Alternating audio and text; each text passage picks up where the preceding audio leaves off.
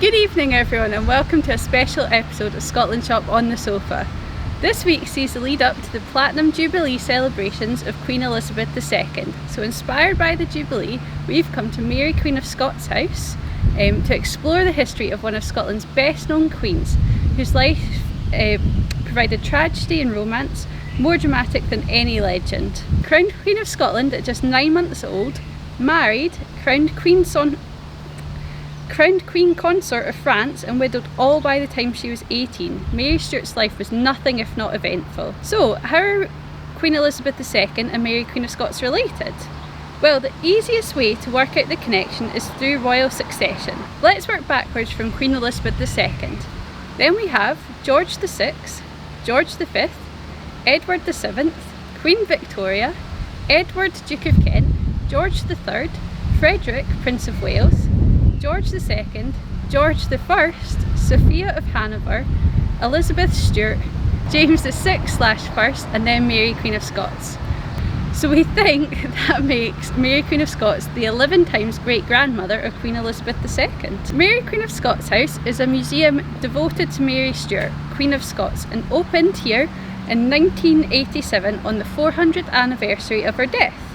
The house itself has an interesting story too. Built sometime during the 15th century, it's one of several fortified towers built to replace Jedburgh Castle, which was demolished in 1409. Since then, the castle has also been replaced by a jail, which you can see behind me, and that was built on the site of the original castle in 1823. Today known as Jedburgh Castle Jail and Museum, Jedburgh's position just 12 miles north of the border made it vulnerable to attack from the English, and these houses, together with the 4 port gates, enabled the town to be defended from all directions. Back to the house. This belonged to the Kerrs of nearby Ferniehurst Castle. The house, like Ferniehurst Castle, has an interesting feature, the left-handed staircase, which I think will be in this tower here, which was built for the Kerrs, who are predominantly left-handed, to allow them to wield their sword more easily. I actually grew up just outside of the town here in Jedburgh, and one of my primary schools used Mary Queen of Scots House as the school logo. And being left-handed myself, I've always been a big fan of the house. Keep an eye out for more left-handed clan Kerr stories next year, as they are on the list to be one of our clans of the month for 2023. The gardens have descendants of the original pear trees planted in the area adjacent to Jedburgh Abbey, which supplied fruit to the London market in the early 1800s. I also hear that the house is haunted, including an unexplained smell of flowers in the room used by Mary, and mysterious noises, including the rustling of a skirt. Before we get too scared, Amy's going to come and explore Mary's story. Mary was born on the 8th of December 1542 at Linlithgow Palace to James V, King of Scots, and his French second wife, Mary of Guise. Mary was the only legitimate child of James to survive him. She was also the great niece of Henry VIII of England, giving her a claim to the English throne. James V of Scots died 6 days after Mary's birth, and aged just 9 months, Mary was crowned Queen of Scots. In 1548, the King of France, Henry II, agreed to provide military support against England, while Mary was promised in marriage to Henry's son, Francois. At the age of 5, Mary was taken to France. Henry II thought her the most beautiful child he had ever seen, and Francois adored her. Mary and Francois married 10 years later in Notre Dame Cathedral in Paris on the 24th of April 1558. In the same year, Mary Tudor, England's queen, died and was succeeded by her half-sister Elizabeth I. Mary Queen of Scots believed that she had the stronger claim to the English throne, and Henry II of France encouraged Mary to display the arms of England with those of France and Scotland. Henry was fatally wounded during a jousting tournament in June 1559. Francois became king, making Mary Queen Consort of France. Just a year later, Francois also died and Mary was bereft. Mary's mother-in-law, Catherine, became regent for her younger son, Charles IX, and King, to secure the position of her own children, made sure that Mary could not remain in France. Mary returned from France, arriving in Leith on the 19th of August 1561, and made her official entry into Edinburgh a few weeks later. Having been back in Scotland for a year, Mary believed a face-to-face meeting would convince her cousin Elizabeth I to name her as heir. Arrangements were well advanced for that summer, but abandoned when England became embroiled in the French Wars of Religion. Still single, Mary considered several options for a husband. Her first choice, Don Carlos, heir to the Spanish throne, failed after he suffered brain damage in a fall down some stairs. Elizabeth I wanted Mary to marry the Earl of Leicester, Robert Dudley. Neither Mary nor Dudley wanted to marry, and Mary declared she had no intention of marrying a mere subject of Elizabeth's. Mary married Henry Lord Darnley in the Chapel Royal of Holyrood House in 1565. Darnley descended from both James II of Scots and Henry VII of England. She proclaimed Darnley King of Scots the following day without the consent of Parliament. Opposition to Mary's marriage arose very quickly. The Earl of Moray led an attempt to overthrow both Mary and her king consort. On the 19th of June 1566, James Stuart, the only son of Mary Queen of Scots, was born, and as heir apparent, he automatically became Duke of Rothesay, Prince and Great Steward of Scotland. By the time James was born, Mary's marriage had broken down, and Darnley even plotted to murder her secretary. Just a few months later, in October, Mary travelled here to Jedburgh, aged 23, to preside over a circuit court. She was accompanied by a large group of advisors, and the party would have needed a number of buildings to accommodate them all. It's difficult to confirm that this was the exact house Mary stayed in, but it's reported that a fire broke out in Mary's first lodging, forcing her to move. All we know for sure is that Mary paid Lady Ferniehurst £40 Scots for the rent of the fortified Lord Composter's house in Jedburgh. Gradually over the years, all of the other fortified houses have disappeared, leaving this house intrinsically linked to the Queen and her visit. During her month here in Jedburgh, Mary went on a treacherous, nearly 50-mile round trip on horseback through the wild border hills to Hermitage Castle to visit her favourite lieutenant, the Earl of Bothwell, who had just been wounded whilst bringing justice to some of the notorious border reivers. Following her visit to the Earl, she caught fever and lay critically ill here in Jedburgh for days, nearly dying during her stay. Sir Thomas Kerr of Ferniehurst and his wife Janet Kirkcaldy looked after Mary during her recovery. This really can be seen as a turning point in Mary's life, and I'm afraid to say that Mary's story goes downhill from here. In fact, before her death, she is famously said to have remarked, "Would that I had died in Jedburgh." When her son James was only 8 months old, Mary's husband, Lord Delarney, was murdered at Kirkle Field when an explosion blew up the old Provost lodging on the 10th of February 1567, meaning James inherited the titles Duke of Albany and Earl of Ross. Mary herself was implicated in the murder plot, with the prime suspect being James Hepburn, Earl of Bothwell, who, as we know, only a few months earlier, while she was here in Jedburgh, Mary went to visit. Once acquitted of the murder, the Earl of Bothwell quickly divorced his first wife, abducted Mary, and within a few weeks the couple were married. It's not known whether Mary was a willing participant in the plot or not, but her earlier trip between Jedburgh and Hermitage Castle fed the scandal and intrigue that at this time started to damage her reputation and eventually brought about her downfall. Alienated from her closest advisors, Mary's monarchy floundered. After failing to quash a rebellion of Scottish peers, just a few months later, Mary was arrested and imprisoned in Lochleven Castle, meaning she never saw her son again. She was forced to abdicate the throne to James, and at just 13 months old, James was anointed James VI, King of Scotland. He grew up in Stirling Castle and was raised by the Earl and Countess of Mar. With the aid of George Douglas, the owner of Lochleven, Mary escaped in May 1568 and raised an army to face the forces of the Earl of Moray. However, defeated at the Battle of Langside, Mary fled from Scotland. She crossed into England, convinced her cousin and fellow monarch Elizabeth I would help her regain her throne. Elizabeth, however, was unsure how to deal with her unexpected guest and ordered Mary's detention at Carlisle Castle. Elizabeth wanted proof Mary was innocent of Darnley's murder before agreeing to a meeting.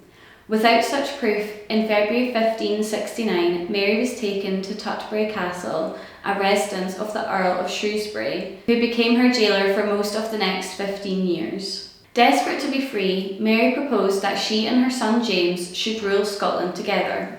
However, James had secretly allied himself with Elizabeth without Mary's knowledge. In March 1585, he officially renounced his mother's proposal, leaving her devastated. Mary thought she was secretly corresponding with supporters, unaware that her letters were being intercepted. This led to her being tricked into agreeing to a plot proposed to assassinate Elizabeth I and make Mary Queen of England. This really sealed Mary's fate and led to her being tried for treason. When it came to her execution, Mary was 44 years old and had spent 19 years in captivity. Deposed by her country, abandoned by her son, all she had left was her faith. Those present at her execution spoke of her great courage and dignity. Mary was not beheaded with a single strike. The first blow missed her neck and struck the back of her head. The second blow severed the neck, except for a small bit of sinew, which the executioner cut through using the axe. Afterwards, he held her head aloft and declared, "God save the Queen." With no children of her own, Elizabeth I had been preparing for Mary's son James, already James VI of Scotland, to succeed her as King James I of England, and on the 25th of July 1603, his English coronation took place. Following the union of the crowns, James wanted to establish a single country under one monarch, one parliament and one law, but unsurprisingly this met opposition both in Scotland and England. His request to be titled King of Great Britain was denied on legal grounds in England, but James forced Scottish Parliament to use it, and it went on to be used on proclamations, coins, letters and treaties in both countries. James also proclaimed the new Union flag in 1606, but Scots saw this as the St George's Cross superimposed on the Saltire, so instead created their own version which featured the Saltire superimposed on the St George's Cross. It was only when Oliver Cromwell was appointed Lord Protector of the Commonwealth of England, Wales, Scotland, Ireland and English overseas possessions that the flag began to be used more commonly. As you know, we love all things clan here at ScotlandShop, and with Mary being a Stuart, it feels important to take a look back to see how the Stuarts first became royalty. The Stuarts were descended from a family who were Stuarts of Dol in Brittany, France. After the Norman conquest of England, the Stuarts acquired estates in England as the FitzAlan family. Walter Flad, also known as Walter FitzAlan, came to Scotland when David I of Scotland claimed his throne. Walter was created High Steward of Scotland and was granted large estates in Renfrewshire and East Lothian. It is from their office as stewards that the surname Stuart originated and began being used as the family name. Mary Queen of Scots was brought up in France, where she adopted the French spelling of the name Stuart.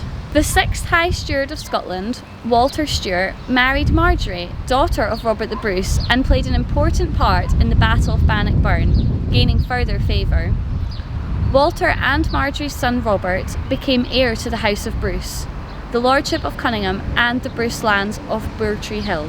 Robert eventually inherited the Scottish throne when his uncle David II died childless in 1371. Robert II was actually older than his uncle David II. Consequently, he was already 55 when he became king and was unable to reign vigorously, a problem also faced by his son Robert III, who also ascended in middle age at 53.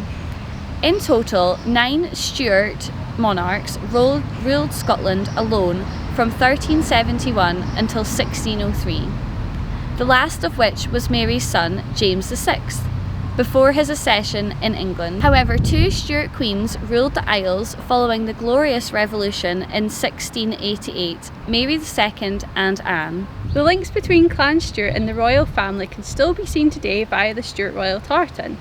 There are stories of the tartan being worn by one of Bonnie Prince Charlie's supporters during the Jacobite risings of 1745. However, this is yet to be proven, so may in fact be one of Scotland's many mythical tales. The widespread use of the tartan today is likely to originate from King George IV's visit to Scotland in 1822. George IV was the first reigning monarch to visit Scotland in almost 200 years, so as you can imagine, this was quite the occasion. While George was still Prince Regent, he became a fan of the novel Waverley by Sir Walter Scott, which depicted a romanticised image of the Scottish Highlands.